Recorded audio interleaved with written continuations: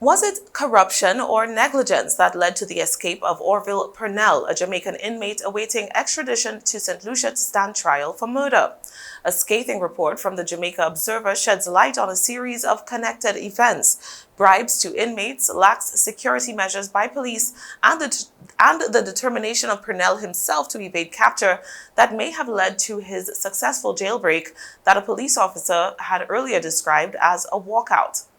In a report published on Tuesday morning, the Observer claims that Purnell had given $50,000 in local currency to inmates who were able to smuggle tools into the prison that Purnell would then use to cut his way out of his cell.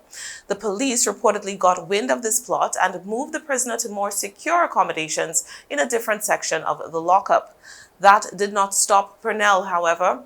Days afterward, it was reportedly discovered that he had begun to cut through the ventilation grill in his new cell, triggering yet another transfer which brought him closer under the watchful eyes of the prison guards. At some point during his incarceration, Purnell also reportedly offered his captors $3 million in local currency, just over $19,000 at today's exchange rates, to help facilitate his successful escape. This is where the story begins to get odd. The Observer spoke to a source who claims that one of the inmates in the lockup also reportedly serves as a jailer with access to keys to supposedly secure areas.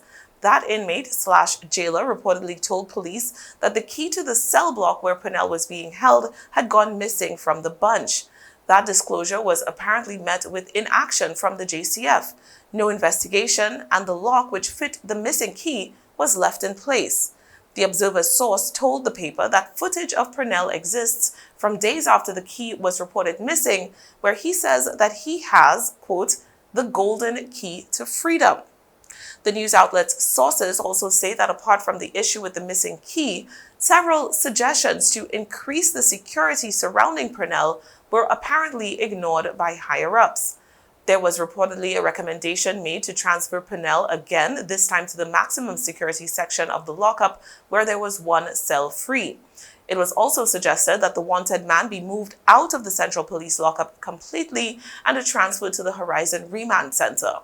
It is not yet clear who made the recommendations to whom or why they were not acted upon, since sources have alleged that Purnell had maintained from the outset that he would not remain in jail long enough to be extradited to Saint Lucia. More information coming from sources within the lockup indicates that Purnell could be seen on security footage the day before his abscondment, distributing his belongings, including clothing, toiletries, and snacks, among his fellow inmates.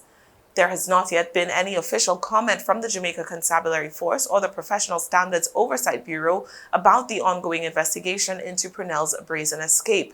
The Observer reports, however, that as the probe continues, a number of police officers have been transferred elsewhere while awaiting the conclusion of the investigation.